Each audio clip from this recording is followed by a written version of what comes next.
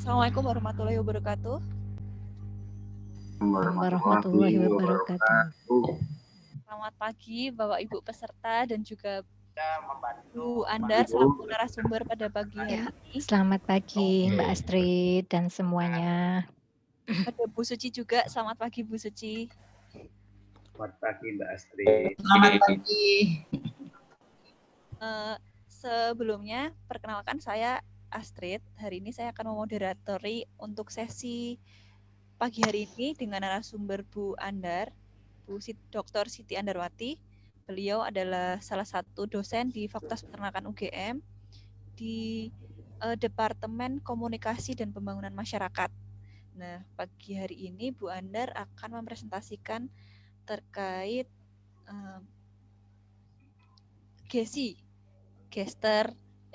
gender equality dan social inclusion ya Bu ya. Iya. Saya grogi Bu. Tarik nafas dulu Mbak Astrid. Soalnya pesertanya sepertinya bapak-bapak ini jadi Mbak Astrid agak grogi nih. Iya Bu, grogi bukannya Bu.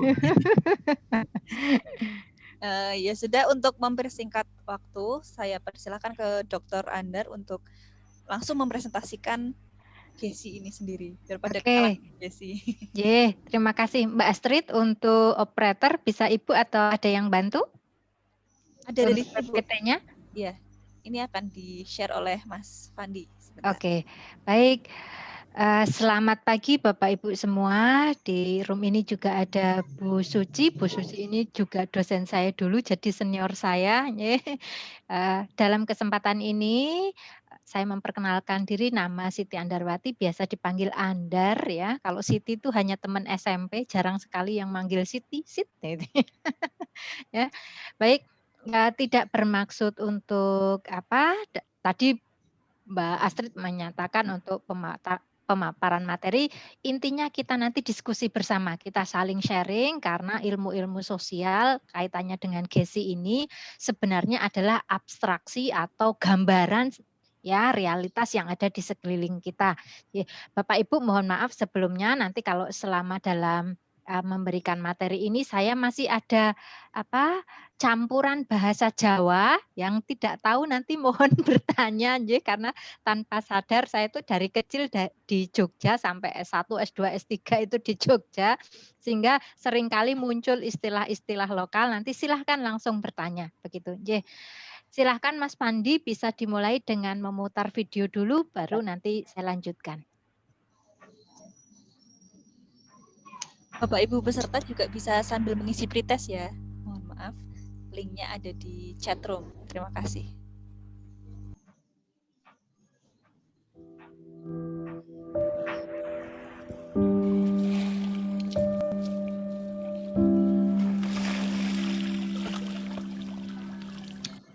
Selamat siang Bu.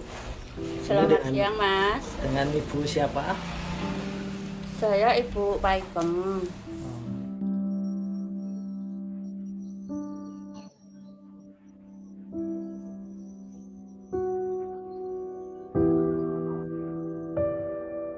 Kula niku remen ngingu lembu niku mergo kula niku riyen kepengin ibu kula kali bapak kula teng ngalas betopakan terus disukake lembune niku lemu-lemu terus disadir kenging nggih tambahan kebutuhan ngoten lho Mas.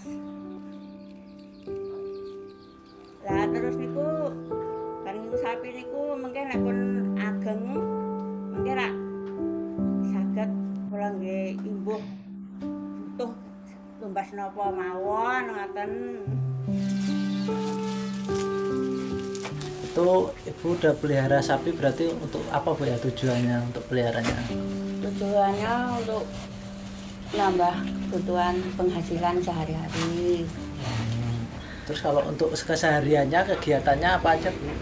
Kalau sehari-harinya kegiatan aku yang dulu habis sholat subuh, terus habis sholat subuh aku di dapur buat kopi sama anak sama bapak.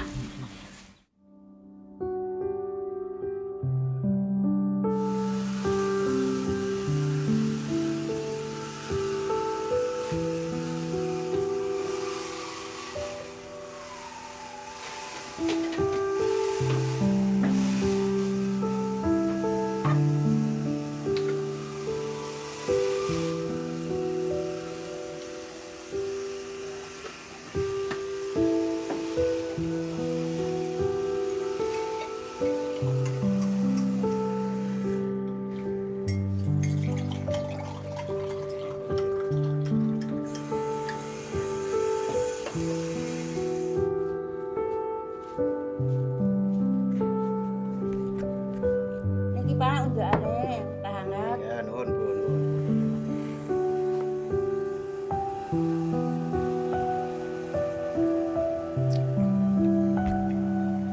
Wah, seger Bu. Seger.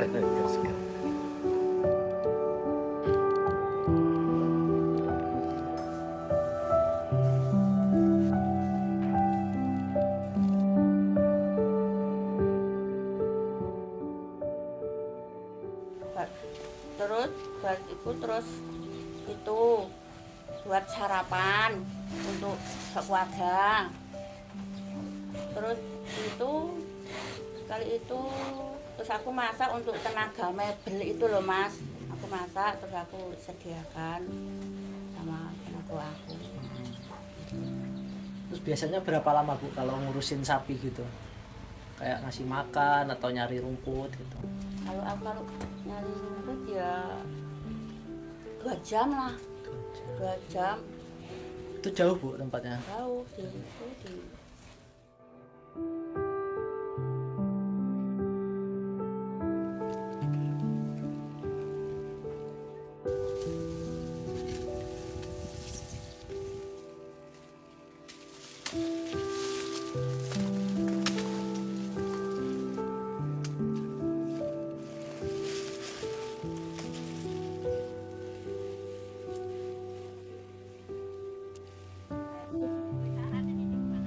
Oh, bangun dan apa jadi? Hah?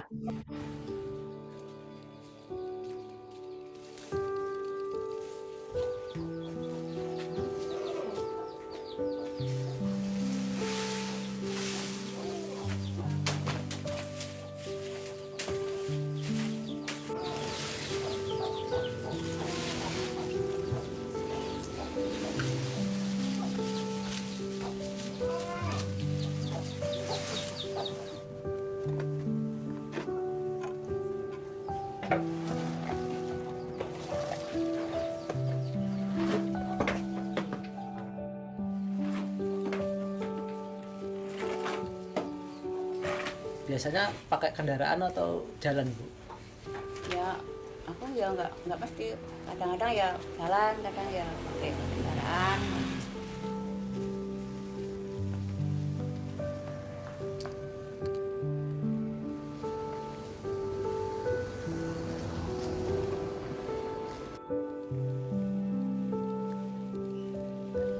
Sebagai seorang wanita itu gimana Bu menurut Ibu dalam memelihara sapi ini? Kalau menurut aku ya ini ya Mas, kan suami aku itu di hutan di kayu itu loh, kan aku jagain baune suami aku ya nggak tega toh. Dan aku ya sak mampu aku ya sendiri.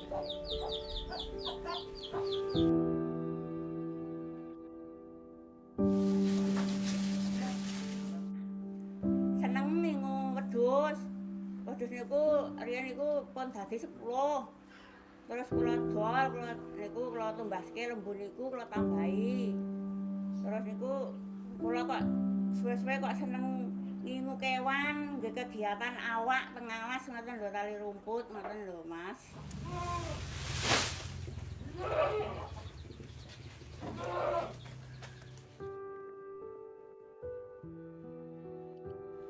Bu kalau beli sapi biasanya di mana Bu? Kalau beli sapi itu ya sekitar sini aja Mas. Itu Ibu sendiri yang beli? Ya bapak yang beli. Terus juga berarti harga beli sapinya juga Bapak yang... Ya juga bapak. Terus kalau misalnya pas pelihara itu ada sapi yang sakit itu penanganannya gimana Bu? Penanganan ya itu kalau aku ya nggak bisa toh Mas, kalau aku ya minta sama anakku Alex sama bapaknya, tolong Pak ini diobatkan gitu. Terus juga kalau misalnya jual Bu, pas mau dijual itu udah berapa lama atau ada apa khusus misalnya udah gede atau gimana Bu? Kalau jual ya 3 bulan besarnya. Kalau yang beli ya sekitar sini, orang sekitar sini. Jual sekitar sini. Itu juga ibu sendiri yang jual atau bapak sih? Ya bapak. Ya. Berarti ini Bu cuman pelihara aja Bu ya. Jadi untuk jual beli sapinya itu bapak yang ngurus. Ya. Aku cuma ngurusin itu, makan, bersihin kotorannya itu.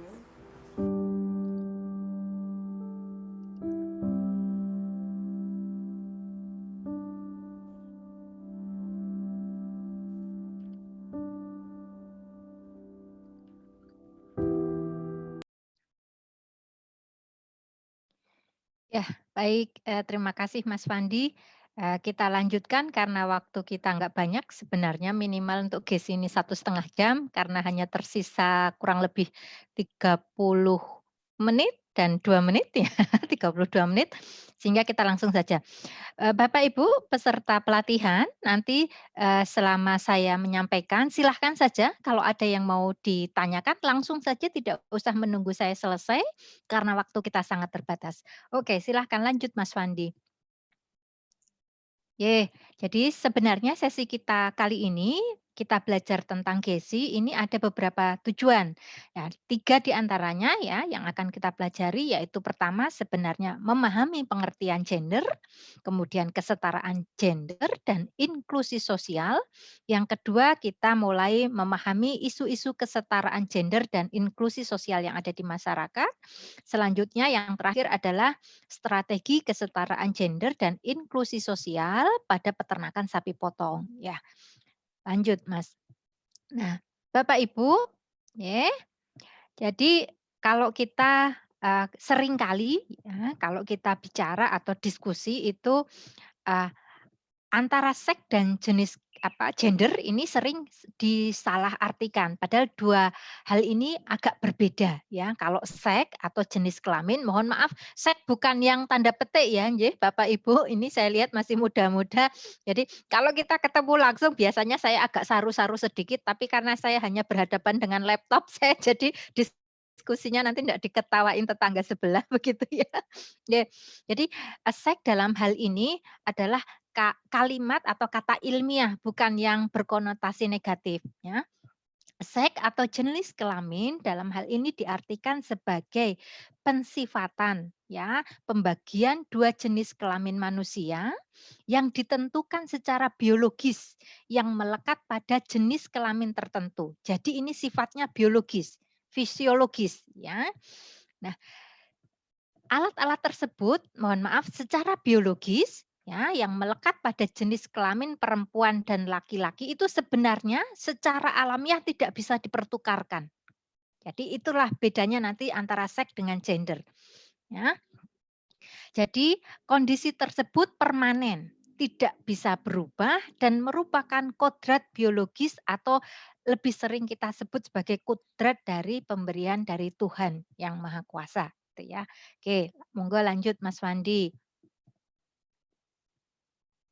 Nah, beberapa yang memudahkan kita untuk mengidentifikasi seks atau jenis kelamin ya, antara lain mohon maaf ini sudah semua gaduk kuping ya kalau dalam bahasa Jawa bukan begini Mbak Astrid tapi begini. Artinya semua insya Allah sudah dewasa kalau saya tadi melihat sekilas partisipan di room ini meskipun beberapa tidak menghidupkan videonya ya, tapi kurang lebih ya seumuran dengan saya. Wah, gaya padahal saya sudah tua ini sebenarnya.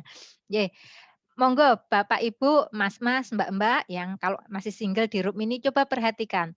Kalau yang laki-laki ini biasanya insya Allah memiliki penis karena ini alat kelamin laki-laki ya. Kemudian jakala. Jakala itu kolomenjing. Ya nanti guyonannya kita ini tidak bermaksud menyinggung kaum perempuan ya karena saya juga perempuan asli gitu ya.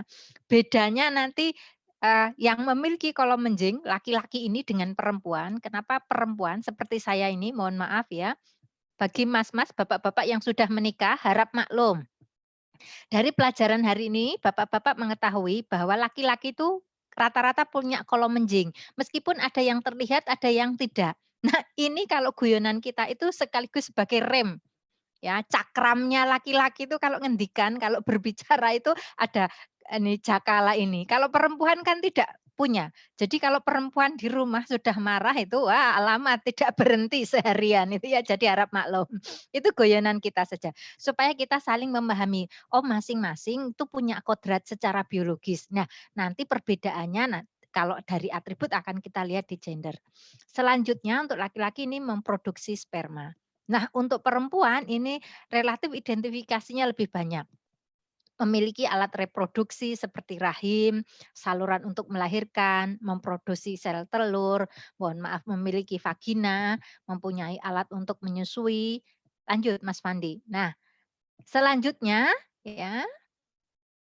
Nah, yang membantu kita untuk mempelajari lagi kalau laki-laki ya, nanti laki-laki ya, ini otomatis laki-laki tulen ya, bukan laki-laki yang transgender, yang itu sudah kodrat, biasanya bisa membuahi sel telur wanita. Sedangkan untuk wanita ini tambahannya makanya banyak ya atribut wanita yang secara kodrati, yang biologis ini mulai dari menstruasi, mengandung, melahirkan, menyusui, dan menopause. Nah, ini jenis kelamin. Ya. Oke, selanjutnya kita beralih ke gender. Kalau tadi sudah paham jenis kelamin, intinya jenis kelamin itu apa adanya yang Tuhan berikan secara biologis, yang melekat, yang itu tidak bisa dipertukarkan sebenarnya. Nah, kalau gender, nah ini adalah sifat. Sifat yang melekat pada kaum laki-laki maupun perempuan, namun sifat ini merupakan hasil dari konstruksi secara sosial maupun kultural. Jadi sifat ini sebenarnya tidak merupakan kodrat pemberian Tuhan, tapi sifat ini dikonstruksi oleh budaya masyarakat kita. Sehingga dari satu tempat ke tempat lain, dari satu masa ke masa yang lain bisa berbeda. Gitu ya. Nah, kemudian gender diartikan juga sebagai perbedaan perilaku atau behavioral differences antara laki-laki dan perempuan ya yang dikonstruksi secara sosial. Yang diartikan bahwa perbedaan ini bukan kodrat, ya, bukan ketentuan Tuhan, melainkan diciptakan oleh manusia, baik oleh laki-laki maupun perempuan melalui proses yang panjang. Nah, sebenarnya kalau kita mempelajari gender, sifat-sifat ini atau atribut sosial ini bisa dipertukarkan. Nah, ini yang berbeda. Kalau tadi jenis kelamin itu kalau bawaan kodratnya secara biologis itu tidak bisa dipertukarkan. Mohon maaf sekali agak teknis ya. Orang bisa saja oplas ya transgender itu mohon maaf yang awalnya tidak punya glandula mamae atau payudara misalnya, laki-laki yang ingin jadi perempuan kemudian memasang implan atau operasi. Nah, bisa saja dipasang casingnya, tapi fungsinya mohon maaf kalau yang mempelajari Bapak Ibu sudah sedikit banyak mengetahui tentang sapi dan lain sebagainya. Fungsi dari glandula mamae itu tidak akan berfungsi. Nah, itu bedanya jenis kelamin dengan gender. Kalau gender hanya sifat. Sifat ini bisa dipertukarkan. Nah, oke, kita lanjut. Contohnya apa? Ya. Ya, ini kita lanjutkan saja Mas Fandi ya karena waktunya nggak banyak. Nah, ini beberapa ya yang bisa kita lihat di kanan kiri sambil Bapak Ibu nostalgia di masa kecil nggih. Mohon maaf nanti kalau ada yang seumuran dengan saya yang mendekati 50 ini masih mengalami, tapi kalau yang relatif coba saya lihat sekilas dari partisipan tadi sepertinya ada yang masih sangat muda ya. Kalau Pak Dani kurang lebih seusia saya ini, Bu Tosia juga, Mas Rio ini usianya mungkin 30-an ya? Bisa dihidupkan mic-nya, silahkan. Kalau di room saya itu kita bisa interaksi santai tapi serius begitu. Belum sampai, Bu, belum sampai. Oh, malah belum sampai. Lah, kemungkinan yang usianya belum sampai 30 mungkin tidak mengalami yang seperti ini karena masa milenial itu sudah berubah, mainnya sudah gadget. Kalau yang Alhamdulillah mengalami kok, Bu. Oh, alhamdulillah mengalami ya. mengalami. Coba saya cek lagi partisipannya biar kita nggak boring hanya ketemu laptop ya. Ada Mas Engkos, ada Mas Novan, yang lain soalnya tidak menghidupkan. Mohon maaf Mas Engkos ya. Usia berapa ini? Usianya 36. Oh, 36. Oke ya, tengah-tengah ya. Kalau Mbak Iin? Mohon maaf Mbak Iin. 41, Bu. Berapa? 31? 41. Oh, 41. Ya, berarti yang ada yang masih di bawah 30 lagi coba. Masih, Bu. Masih? Ada, Bu. Ada. Coba. Yang tidak mengalami yang ada di foto yang saya sampaikan, coba. Tidak mengalami, Bu. Oh, tidak mengalami ya. Oke, kita masuk ke topiknya. Coba sambil membaca naskahnya sambil kita lihat ya. Coba anak laki-laki lebih banyak mendapat kesempatan bermain di luar rumah. Itu yang masa-masa kita dulu. Ya makanya di sini ada mainan ini yang kalau bahasa Jawa bletok-bletok macam-macam yang kayak gini boleh laki-laki. Tapi kalau perempuan mesti disaru, enggak railo, enggak baik. Nah, itu sebenarnya perbedaan yang bukan kodrat itu yang kemudian dikonstruksi oleh orang-orang tua kita dari tinggalan simbah-simbah kita, leluhur kita seperti itu. Padahal kan sebenarnya kalau misalnya mohon maaf perempuan ya wanita ikut bermain kan ya nggak masalah atau asal pakai baju gitu ya misalnya. Nah ini gambaran bagaimana gender itu masih terjadi, perbedaan gender itu masih terjadi di masyarakat kita. Mohon maaf bagi yang tidak mengalami masa-masa asik seperti ini ya, mumpung belum terlalu di atas 50 banyak bermainlah, jangan hanya di gadget saja gitu ya. Kemudian ini yang kedua, coba perhatikan, yang anak perempuan justru sebaliknya ini. Bolehnya mainannya yang kayak gini-gini nih, dakonan, masak-masakan, main boneka. Sebaliknya, kalau ada anak laki-laki yang ikut permainan ini, nanti juga diolok-olok, nggak boleh sama orang tuanya. Padahal kan itu tidak ada yang dilanggar sebenarnya, nggak masalah kan? Toh pada akhirnya kalau Bapak Ibu melihat fenomena sekarang ya, chef-chef di rumah makan terkenal, di hotel itu lebih banyak laki-laki daripada perempuan, ya kan? Kenapa waktu kecil kita dilarang, laki-laki itu dilarang yang hal-hal yang seperti ini pun sebaliknya. Nah, saat ini juga sudah kita jumpai pilot pesawat tempur itu perempuan ya. Padahal dulu di masa kecil hal-hal yang seperti itu bagi kita yang usianya sudah di atas 40 yang ngalami masa-masa seperti itu mungkin hampir tidak bisa, nyatanya wong sekarang laki-laki bisa mengerjakan apa yang dulu tidak boleh dikerjakan perempuan pun sebaliknya. Begitu nggih? Oke. Monggo Mas Fandi bisa dilanjut. Ya. Nah, ini ada beberapa kesimpulan di masyarakat yang sebenarnya ya ini nanti kita perlu evaluasi, benar enggak seperti itu ya. Ya, laki-laki lebih unggul dan lebih pandai dibanding anak perempuan.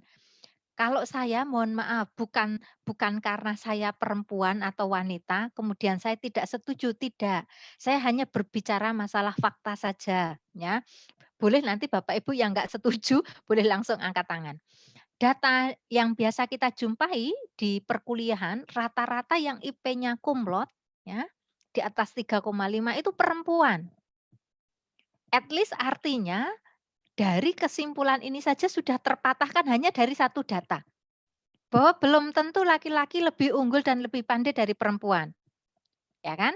Sehingga kita harus mulai objektif. Ya, hati-hati, baik laki-laki maupun perempuan, kita mulai harus membuka mindset bahwa kita sebenarnya punya peluang yang sama. Ya. Oke, kemudian laki-laki lebih rasional dari anak perempuan. Ya belum tentu, mungkin sebagian iya, tapi sebagian juga tidak. Nyatanya untuk bidang-bidang yang butuh ketelitian, yang nggak boleh baperan, mohon maaf ini ya, yang perempuan kan identik dengan baper ya, bahwa perasaan mohon maaf yang usianya mendekati 50 seperti saya, yang kurang dengan bahasa gaul nanti saya diingatkan atau bapak-bapak, mas-mas bisa bertanya ya ke temennya.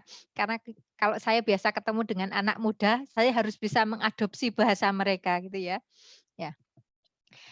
Untuk di kabinet kita saja misalnya, untuk bidang-bidang yang sangat strategis yang butuh pemikiran yang sangat detail seperti keuangan, ya kan, itu dipegang oleh perempuan. Artinya apa? Enggak selamanya perempuan itu tidak rasional. Memang di waktu-waktu tertentu, mohon maaf ini pelajaran bagi bapak-bapak, mas-mas ya. Tadi kaitannya dengan jenis kelamin kan ada kodrat. Ya, salah satunya menstruasi untuk perempuan yang bapak-bapak tidak ngalami. Nah, ternyata secara fisiologis hormonal orang menstruasi itu membawa dampak emosional dan fisik. Ya, badannya terasa nggak nyaman, kemudian mudah marah. Ya, bapak-bapak harus paham bahwa itu bawaan kodratnya. Ya, mendekati hari H, Red Cross, Parang Merah itu mendapatkan bulan ya atau eh, masa-masa premenstruasi itu kalau kita gojekannya kayak kalau kita melihat ayam baru punya anak kecil itu loh, baru punya induk yang punya anak kecil itu kan galak banget. Ya, perempuan PMS itu rata-rata begitu karena sebenarnya ada perubahan hormonal. Namun kan ini tidak sepanjang bulan.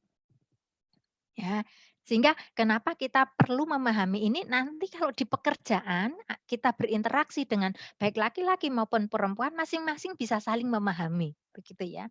Oke, kemudian perempuan lebih diharapkan menjadi istri dan ibu. Kalau dulu selama lapangan pekerjaan belum bisa menempatkan posisi perempuan itu setara, ya memang. Tapi kalau seiring perkembangan zaman, sekarang perempuan bisa berkecimpung di banyak profesi, ini lah hati-hati, laki-laki juga mulai harus mawas diri. Karena apa? Perempuan juga menjadi kompetisi panjenengan semua, ya. Oke, monggo Mas Fandi. Oke, kalau tadi di jenis kelamin sudah dicontohkan ada 5M, ada 1M. Kalau di gender ini coba mari kita identifikasi untuk masing-masing kita ya.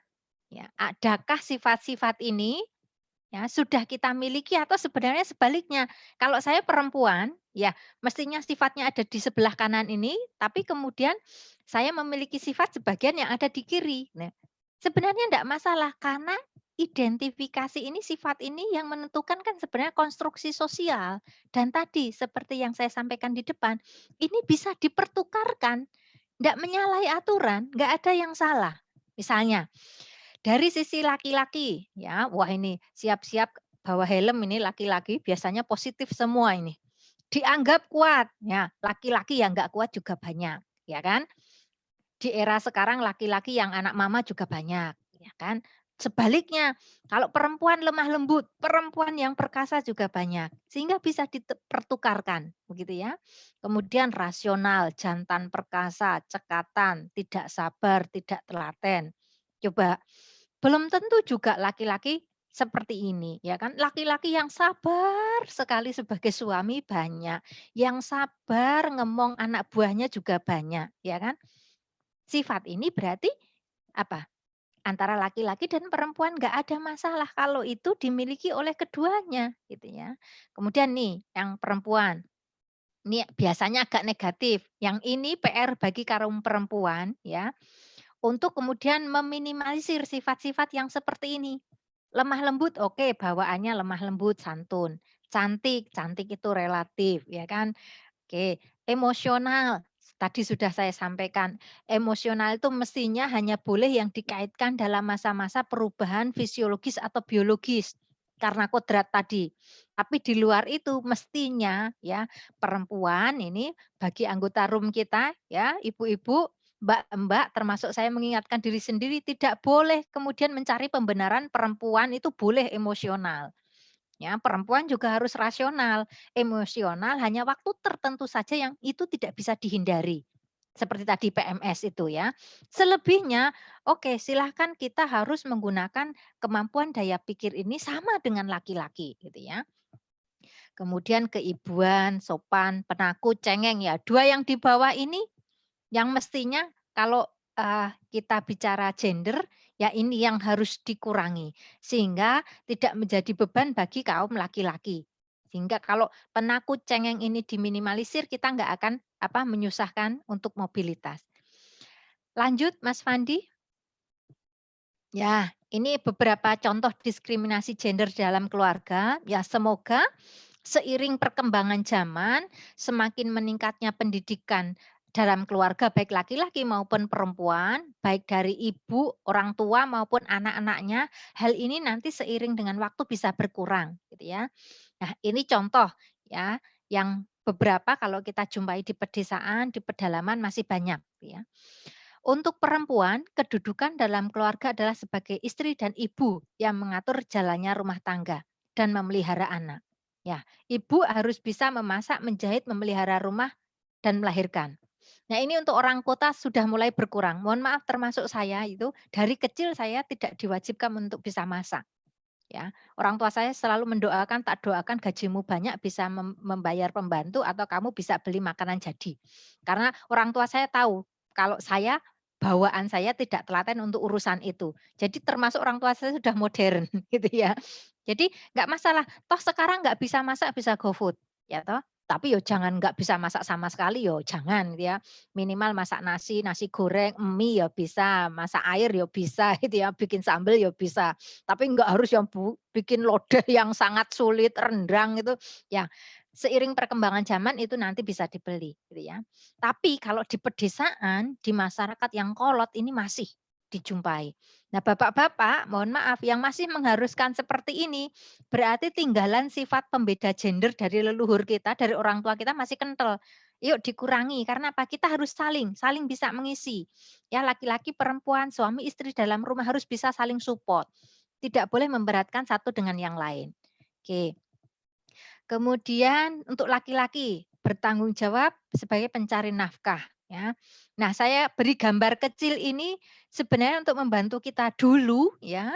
Bahkan mungkin sekarang di beberapa tempat yang tadi masih kolot jalan pemikirannya, laki-laki yang sudah merasa cari duit, kemudian kalau sudah punya pulang ke rumah ya seperti ini. Kalau bahasa Jawanya ongkang-ongkang mau cokoran ya, baca koran nggak peduli istrinya mau apa anaknya pada ribut apa-apa rumah belum beres nggak peduli. Ini yang nggak boleh. Nah, yang seperti ini memang masih ada. Cuma kita berharap nanti ke depan intensitasnya menjadi berkurang, gitu ya.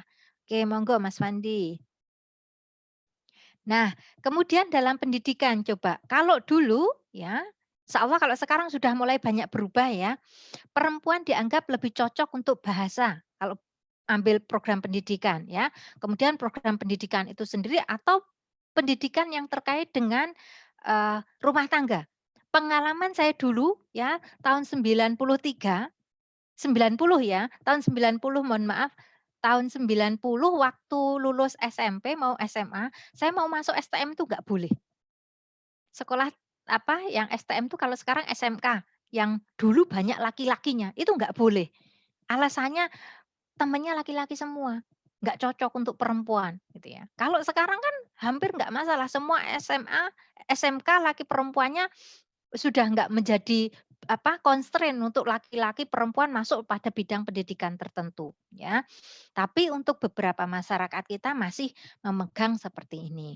Nah, sedangkan laki-laki ini lebih leluasa memilih program pilihannya. Nah, untuk mereka yang masih kolot dalam hal gender, mungkin juga memandang laki-laki nggak pantas misalnya mengambil program masak, ya. Padahal tadi saya contohkan chef itu banyak laki-laki sekarang. Mengambil program jahit, asumsinya kalau mereka desainer rata-rata agak gelis gitu ya. Ya kan nggak ada salahnya toh. Ya karena apa desainer itu banyak berhubungan dengan apa model itu kan perempuan lebih banyak sehingga kan dia dari bergaul ini kan akan ada perubahan sedikit-sedikit, sebenarnya nggak masalah, asal tidak menyalahi kodrat yang disampaikan atau yang menjadi kodrat Tuhan tadi. Oke, monggo lanjut Mas Fandi. Nah, untuk di pekerjaan, coba kita amati kanan kiri ya. Kalau kita ketemu sales counter, ya, ketemu customer service, ketemu apa SPG, ya, ini lebih banyak perempuan. Sebenarnya ini juga masih ada apa, gender itu masih ada apa, di masyarakat kita tuh ya masih banyak dijumpai. Hanya memang ke depan tadi seiring tingginya tingkat pendidikan, seiring perkembangan zaman, globalisasi, ini memang sedikit-sedikit akan berubah. Namun ini juga sampai sekarang masih kita jumpai gitu ya.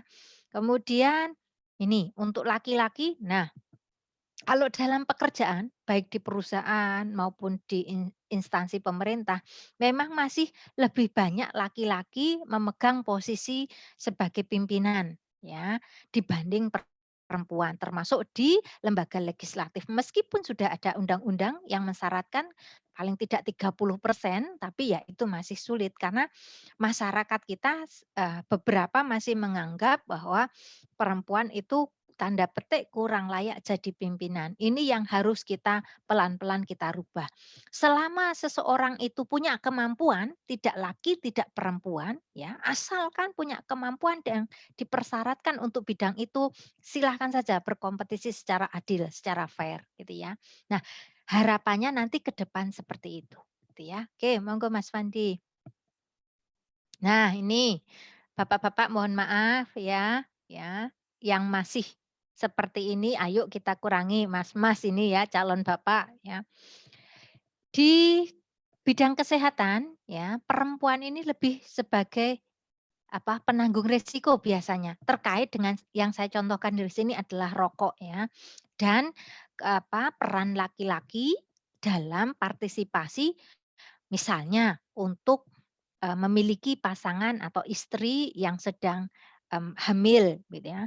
Kesiapsiagaan laki-laki itu agak tanda petik di beberapa tempat yang masih kolot itu agak kurang. Asumsinya itu adalah tanggung jawabnya perempuan, padahal tidak. Ya kalau kita masyarakat modern mestinya kita harus saling gitu ya. Oke, terkait dengan rokok nih, perempuan itu lebih banyak sebagai apa ya? Tercemar karena sebagai perokok pasif, artinya dia bukan perokok, tapi karena ada, partnernya ya, pasangan hidupnya atau teman-temannya laki-laki yang merokok ya, kemudian ini yang berimbas pada perempuan ya. Seperti ini tolong nanti kalau kita sudah mengetahui sedikit pelajaran tentang gender, tentang kesehatan, ya mulai sedikit ya dikurangi. Bapak-bapak, mas-mas calon bapak yang merokok yang jadi ahli hisab gitu ya. Bukan ahli hisab materi yang terkait dengan agama tapi hisab ini ya merokok boleh silahkan itu haknya panjenengan semua, tapi coba perhatikan keamanan anggota keluarga kita atau teman-teman kita supaya kita tidak menimbulkan efek yang negatif untuk mereka. Oke, monggo Mas Fandi lanjut. Mbak Astrid, kalau ada yang bertanya, Ibu diingatkan ya. Nanti mic-nya Mbak Astrid boleh dihidupkan. Iya Bu, untuk Ya. sementara ini belum ada Bu. Ya, oke. Terima kasih. Nah, kita lanjut Bapak Ibu ya. Untuk kondisi gender di bidang pertanian ini kalau kita banyak membaca literasi dari berbagai buku baik nasional maupun internasional itu sebenarnya diakui apa tidak ya in the fact realnya kaum perempuan ini sebenarnya merupakan kontributor penting bagi ekonomi. Tadi di video pembuka saja sudah dibukakan wawasan. Sebenarnya wanita, perempuan, terutama di Indonesia ya, itu sebagai kontributor penting dalam ekonomi. Ya, termasuk dalam bidang pertanian secara umum dan peternakan secara lebih spesifik lagi. Nah, nanti apalagi kalau di peternakan sapi potong, mulai ayo identifikasi secara detail. Nanti saya akan beri contoh kalau di peternakan sapi perah saya sudah bisa mengidentifikasi detail kegiatan.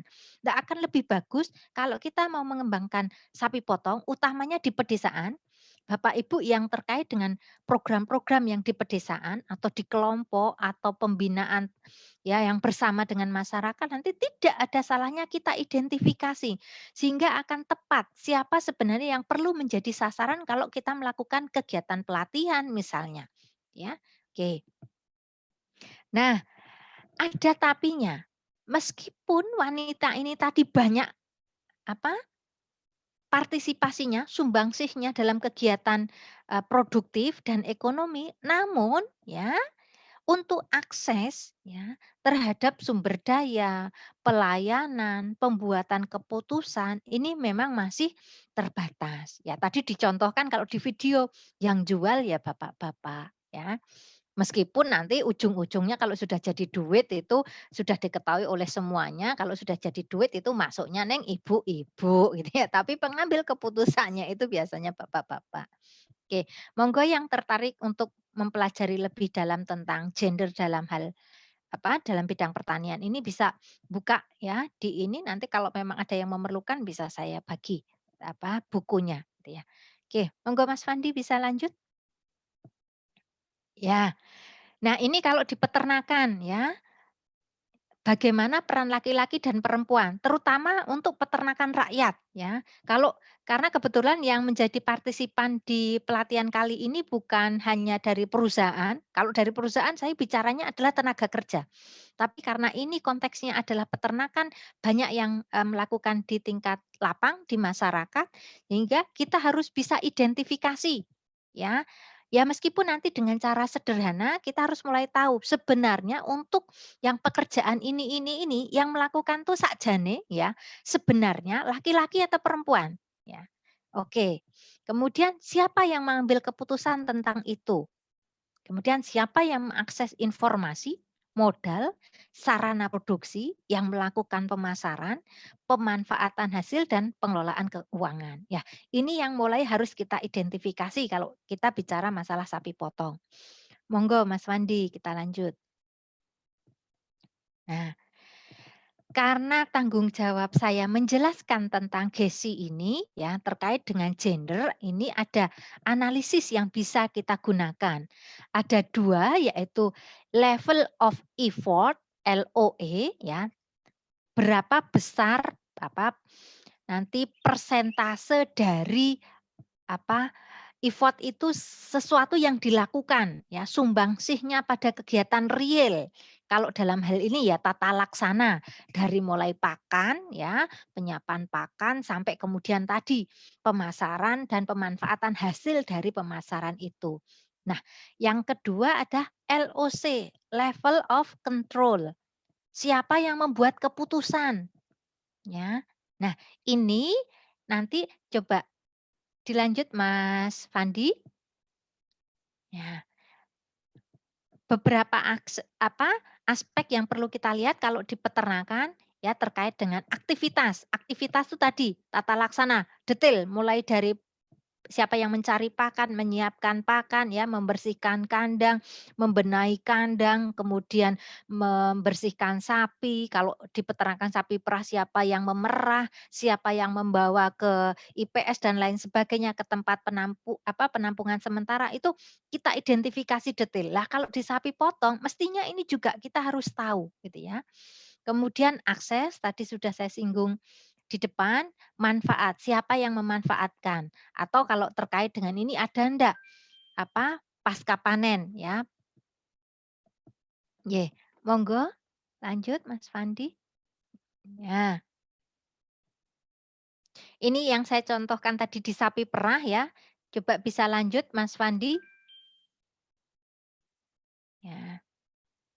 Nah, monggo Bapak Ibu kalau bersedia atau kalau ada yang memang berkeinginan mengetahui lebih dalam tentang peran gender, peran perempuan dan laki-laki dalam peternakannya di wilayah Bapak Ibu semua, monggo nanti bisa bekerja sama dengan kita, nanti kita hitungkan. Ya, ini contoh hitungan untuk peran perempuan, ini kalau kita menggunakan skala 1 sampai 4 ya, indeksnya itu 1 sampai 4. Ini kalau kita lihat salah satu contoh saja ya, untuk peran LOE, effort ya, tenaganya, aktualisasi yang dilakukan, kemudian LOC coba ya.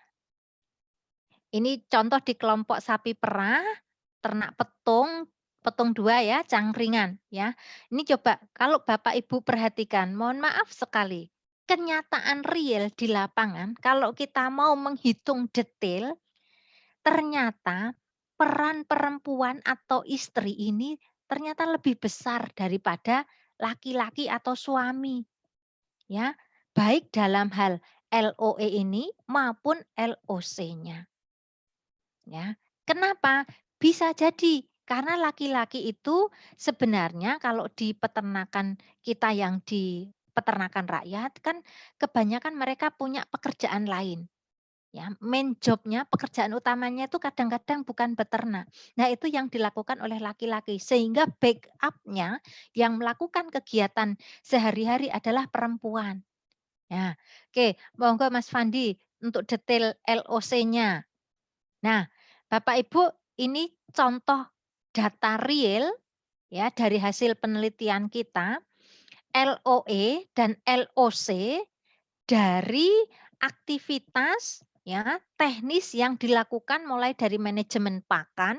Ini manajemen pakan itu sudah nanti bisa di breakdown kegiatan yang detail lagi. Ini saya ambil rumah besarnya saja.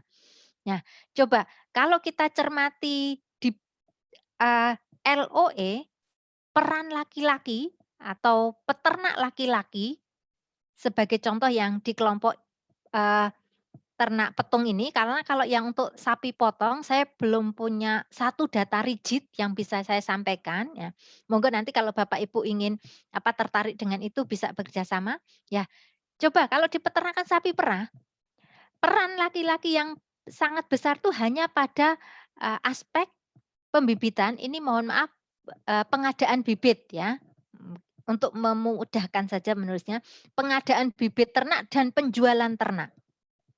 Selebihnya untuk LOE ini perempuan yang melakukan lebih besarnya. Ya. Pun untuk LOC, LOC juga demikian. Hanya di dua aspek itu ya. Mohon maaf ada 3 ya, dari pengadaan bibit, kandang karena ini yang butuh tenaga besar dengan penjualan ternak. Selebihnya adalah ibu-ibu. Nah, dari data yang saya sampaikan ini, saya ingin mencoba menginsight, membuka wacana Bapak Ibu semua, bahwasanya kalau kita mau detail mengamati peran laki-laki dan perempuan dalam kegiatan peternakan, ya itu ternyata peran perempuan itu tidak bisa dipandang sebelah mata.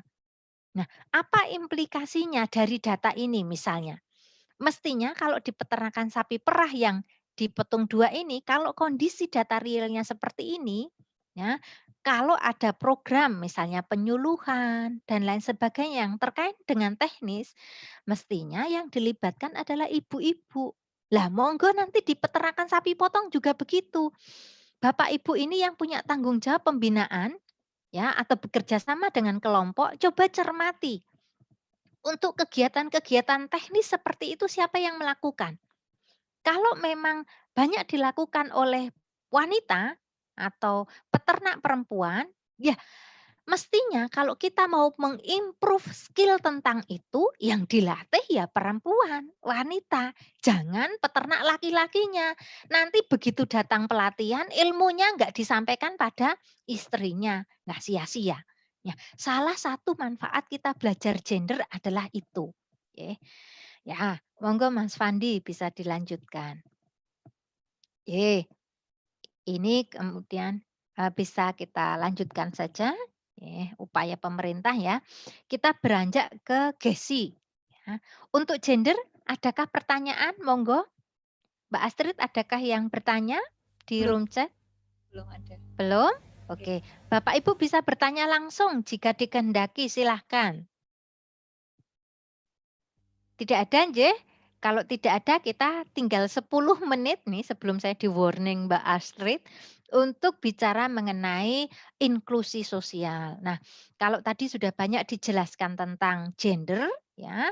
Nah, untuk apa kita mempelajari inklusi sosial? Ya, kaitannya karena tuntutan global ya kalau kita bicara masalah pembangunan berkelanjutan ya salah satunya variabelnya yang diamati adalah inklusi sosial. Kita harus mengakomodir, mewadahi saudara-saudara kita yang kurang beruntung atau masuk dalam kategori disability atau disabilitas ya yang ada di sekeliling kita.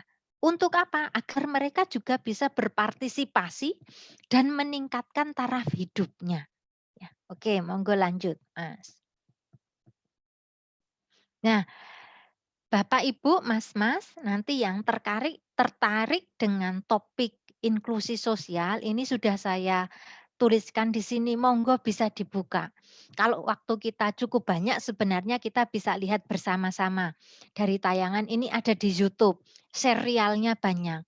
Paling tidak minimal kalau kita mau ya, kalau pas longgar itu sambil baringan mau tidur itu coba sekali waktu buka, supaya kita bisa punya empati.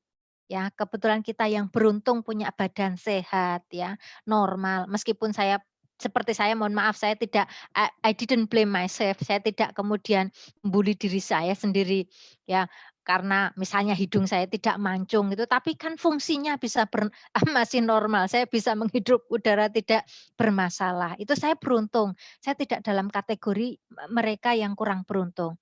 Tapi coba sekali waktu ayo kita lihat saudara-saudara kita ya yang, kebetulan punya anggota tubuh yang kurang lengkap sama seperti kita atau punya kemampuan psikologis yang agak bermasalah, itu ayo buka wacana kita untuk kemudian apa yang bisa kita kontribusikan untuk mereka.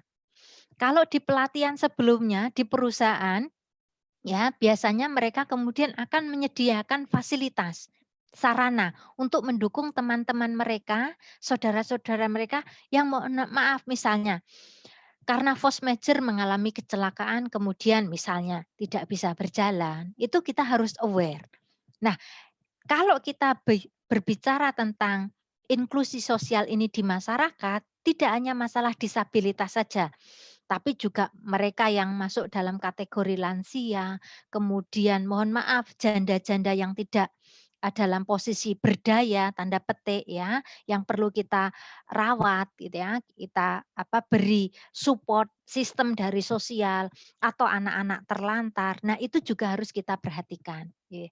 Nah, ini kegiatan nyata yang dilakukan Fakultas Peternakan ya, terkait dengan disabilitas. Ini ada Pak Panjono ini yang di paling kanan ini yang badannya besar. Ada juga Pak Bambang Suweknyo, Prof Gede tidak ada ya sepertinya, ada Pak Heru di sini ya. Ini contoh saja. Ya. Banyak sebenarnya kegiatan yang kita lakukan termasuk Prof Gede ini tadi saya lihat ada di room, di fakultas ini menginisiasi ya kegiatan peternakan di rumah sakit jiwa.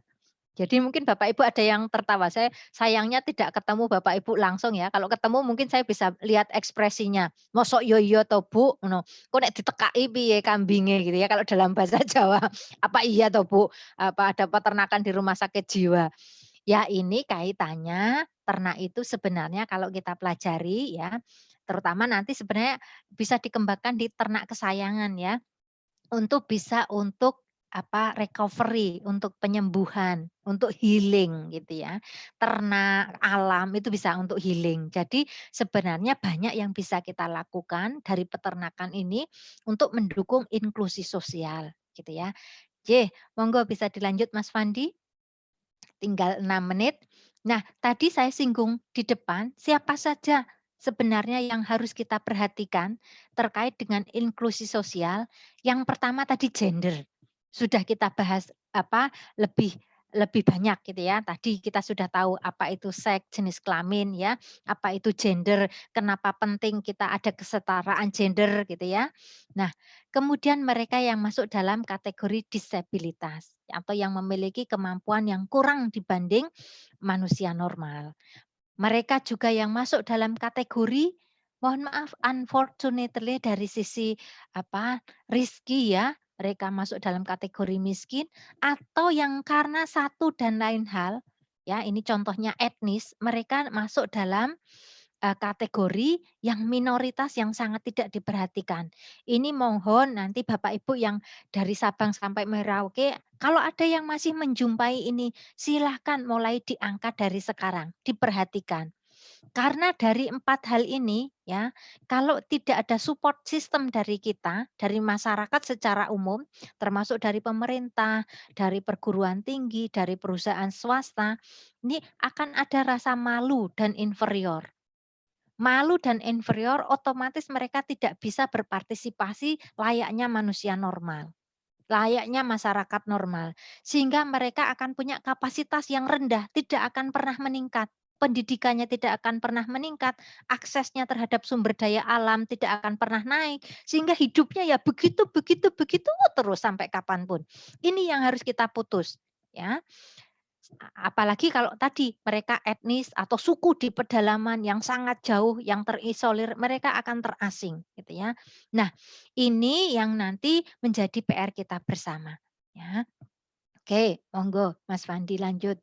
Ada 4 menit. Nah, nanti bisa dilanjutkan diskusi di room kalau punya kesempatan, ya. Ya, tadi seperti yang sudah saya sampaikan di depan, di industri sapi potong ini yang Bapak Ibu geluti ini, sebenarnya ya tadi kalau kita bisa mengidentifikasi, ayo jujur. Kalau kita melakukan kegiatan misalnya pertemuan saja yang paling gampang, siapa yang diundang? Ya selama ini ya lebih banyak laki-laki. Padahal kalau kita mau jujur tadi contoh data yang sangat akurat dari hasil penelitian, kalau di peternakan sapi potong sudah bisa kita identifikasi. Menjadi PR kita kalau di eee, mohon maaf tadi di sapi perah, kalau di sapi potong ayo kita identifikasi detail, and then kemudian dari identifikasi itu sebagai langkah perbaikan kita. Kalau kita melakukan kegiatan apa-apa yang di lapangan, terkait dengan tema kegiatan itu, siapa sasaran yang paling tepat? Apakah bapak-bapaknya atau ibunya? Yang setiap saat langsung berinteraksi dengan ternak. Termasuk misalnya identifikasi birahi. Dong bapak-bapaknya kerja di luar, nggak tiap hari ngopeni sapinya, kan nggak ngerti, nggak ngamati abang abu hangut bengak-bengok ya kan. Yang tiap hari ngasih makan pagi sore istrinya, ya mestinya itu yang harus bapak-bapak apa ibu-ibu perhatikan. Identifikasi birahi terkait dengan sapi potong. Ibu-ibu yang harus dikuati. Karena yang setiap saat berinteraksi di rumah itu ibu-ibu. Kalau laki-laki banyak keluar rumah, ya. Monggo, ya. Oke, masih ada lagi Mas Fandi? Ya, pas sudah tinggal 2 menit. Monggo kalau ada pertanyaan, saya ini sudah sambil nahan nafas ya karena saya hitung 45 menit. Ya ampun 1 jam itu harus berlari begitu. Jadi monggo Bapak-bapak, saya berharap suatu saat bisa ketemu luring ya sehingga kita bisa asik ngobrol. Nanti saya bisa diskusi agak saru dan biasanya saya bisa masuk ke ranah mohon maaf kalau bicara gender ini masuk ke ranah afektifnya kita semua supaya kita bisa mulai membuka mindset. Oh iya, selama ini yang ada di benak kita ada hal-hal yang kurang pas begitu. Ye, monggo Mbak Astrid kalau ada yang mau bertanya. Ye. Oke, terima kasih Bu Andar. Mungkin dari peserta ada yang mau ditanyakan, kebetulan di chatroom belum ada, bisa ditanyakan langsung. Mungkin bapak-bapak ini bertanya, ngapain toh Bu kita belajar GESI? Satu syarat ya, kalau kita punya kerjasama dengan internasional, terutama Australia, ya negara-negara maju, tren ke depan sebagai salah satu tuntutan global adalah menempatkan kesetaraan gender dan inklusi sosial. Karena hal ini yang di masyarakat kita kadang kurang diperhatikan. Begitu bapak-bapak. Yang kedua ya harapannya sedikit ilmu ini mari kita adopsi ya untuk sehari-hari kita, baik dimulai dalam rumah tangga kita, pertemanan kita maupun nanti dalam masyarakat ya. Oke. Silakan ada yang bertanya? Kalau di kelas nanti saya absen biasanya Bapak Ibu ini kalau nggak ada yang bertanya itu. Bu Iin mungkin. Bu Iin ini pengurus kelompok gitu Bu. Bu Iin silakan. Ya, silakan. Kalau tidak bertanya nanti saya yang bertanya. Bu Iin masih mute, mohon maaf masih mute. Ya.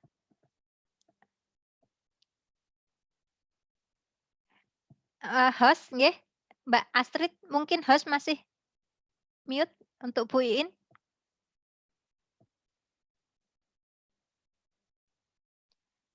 Ya. Halo. Ya, oke, sampun sudah terdengar. Ya, seperti yang Ibu bilang tadi, seperti kerjasama internasional yang ingin saya pertanyakan itu kerjasama internasional yang kesempatan untuk kerjasama internasional seperti apa yang bisa diharapkan dari seorang peternak misalnya seperti saya atau kelompok peternak itu, Bu? Oke. Oh, kalau ini pertanyaannya tentang kerjasama ya jejaring, bukan tentang gesinya ya Bu Iin. Wah pinter ini Bu Iin ya. Nanti ya saya ganti ngeles Bu Iin. Yang berhak menjawab nanti panitia ya. Tapi kalau sejauh yang saya tahu Bu Iin, kalau kita kelompok ini solid karena saya banyak bergerak di pemberdayaan kelompok, kegiatan di masyarakat, selama kelompok itu solid dari sisi administrasi, dari sisi kepengurusan, dari sisi kegiatannya, dia bertanggung jawab, kemudian ini akan terlihat oleh siapa, misalnya dinas atau petugas-petugas ya yang bekerja sama. Misalnya contoh ya, contoh saja Bu Iin ya nanti bisa diadopsi untuk kelompok Bu Iin atau dimanapun Bapak Ibu ya. Di Vapet ini ada kerjasama Asiar misalnya yang sudah pernah saya ikuti ya. Asiar ini melibatkan perguruan tinggi juga BPTP atau institusi penelitian. Nah, institusi penelitian maupun kita ini nggak bisa melakukan sendiri. Salah satunya harus kerjasama dengan kelompok. Ya, kita akan meneliti tentang pakan, paket pakan dan lain sebagainya, ini kerjasama dengan kelompok. Lah, kelompok mana yang dipilih, mestinya kelompok ini yang bagus. Makanya tadi kalau kelompok itu bagus, pengurusnya solid, bisa dipercaya, kegiatan kelompok jalan dengan baik, kalau punya kerjasama itu komitmennya dipegang, ini biasanya akan punya kerjasama, Bu. Nah, kelompok ini akan diuntungkan kalau memiliki kerjasama dengan luar ini.